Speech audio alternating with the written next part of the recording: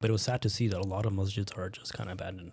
Really? People are not really practicing. Oh, Even wow. in Turkey, people are you go to any masjid Yeah. in Istanbul, and Alhamdulillah. there's 5 times salah happening. Yeah. So it's really good to see. Mashallah. But in Egypt, it was sad to see that even that might not be true. Somehow find a masjid on the map, like this is a mosque, show up and it's locked, and I'll Wow. go inside and it's just like a museum. It's just like a place, and, SubhanAllah. and no one's really praying. That's an issue I have with the Sheikh Zayed Masjid in Abu Dhabi. That SubhanAllah. We went there. It was like it's a tourist attraction, except on Jummah, Eid, and Ramadan. I'm like, I just want to go in and pray. No, you cannot go in and pray. Like what? What do you? I can't go in and pray. It's a masjid. No, like the the parking garage or whatever, like the area that's in the front, you can pray there for the congregational salah. But to go into this monstrous, just incredibly beautiful, one of the most beautiful masajid I've ever seen in my life. It is, yes. But no. Like, I remember my wife was standing there looking at the chandeliers and stuff, and like a Hindu lady came and said, "Can you just get out of my way, please? I'm trying to take a picture." And I was like, "That's it for me. I'm out. Let's get out of here." Interesting. Yeah, so what else is kind of on your bucket list? Where else do you want to go? Oh, bucket list. Machu Picchu. Peru. Peru. That's always been Costa Rica as well. South America. I've never been to South America, so the entire Amazon is just awesome. Yeah, I I'd mean, love to go. Till you start watching a lot of like stuff about wasps and killer bugs and things like that. Executioner Wasp. I don't know if you've ever seen that show where the guy stings himself with the bugs. Yeah, the Brave Wilderness. Yeah, that was awesome. Did the Executioner Wasp, and he just lost it. I'm like, okay, Google, is it in Malaysia? No, okay. That's good. Where is it? South America. But yeah, no, Machu Picchu honestly has been, since I was in high school, when I saw that, I was like, man, that history and just the stunningness of this city in the top of the mountains, and you have to trek through the jungle and then you just come around. It's like opens up and you're there. Would be super cool. That's awesome. Asia is a big one. I mean Europe. I'm white and I've never been to Europe.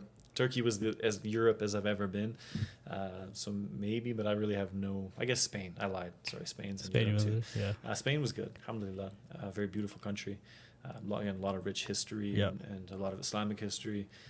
But yeah, I would say for me, Machu Picchu is like right at the top of that list. Awesome. Yeah. I've been to Germany in Europe. That's kind of the only European country, like proper European country I've been to. I was there for some conference. Okay. It's cool. It was interesting. They actually have a lot of Turkish people there. There's some Turkish cultural influence amongst the Muslims. The mosques and stuff are all kind of Turkish. I didn't quite realize that until I went to Turkey. I'm like, wait, I saw a lot of this in Turkey, in Germany. The same. Yeah, a lot of architecture inside the mosque and the whole thing. And it's been there since the Ottoman times. A lot of the mosque and stuff and that. So that's kind of interesting. But Germany was an interesting place. Yeah, but I want to go to history. It does have a lot of Uzbekistan, Bukhara, Samarkand. That's kind of high on my list. I also want to see some of the Muslim areas of China one day, if I could see that. It's a lot of history. It'd be absolutely beautiful. I know, like, I mean, there's so much. The whole world, honestly. Yeah. Like, I would love to see as much of it as possible before. So what is traveling for the kids like? Is that a learning experience? How do they take traveling to different places? They're amazing. Honestly. They love it. Yeah. Well, so a slight caveat to that. So the girls, the 2 oldest ones, they are pros. It's easier for them than us, for sure. They're just amazing. They don't argue. They don't complain. They're so helpful. If it's, we say it's time to do this. Okay, no problem. Time to do this. No problem. Yusuf, my son, on the other hand, being as he's almost, a few months will be 2, just wants to go. Doesn't want to, just wants to go. But he's such a flirt. Like, wherever you are, he'll, lean over the seat and like he finds women, and he just makes cute faces with them and stuff. And so basic. But alhamdulillah, man, the kids are amazing. They're so used to it. We started traveling when they were very young, and they're so conditioned to it that it just doesn't bother them. I think a lot of people, like, you tell them I travel with like kids, 2, 3 kids, whatever. They're like, what the hell? How do you travel? Yeah. Like, if I start having kids, I can never travel again. Yeah. I'm like, hey, I've been so many places with kids. Actually, it's really amazing. It's very rewarding. They enjoy it. It's such an amazing feeling. We went to Terengganu in Malaysia. Yeah. And so we were invited to stay at an Airbnb. It didn't work out.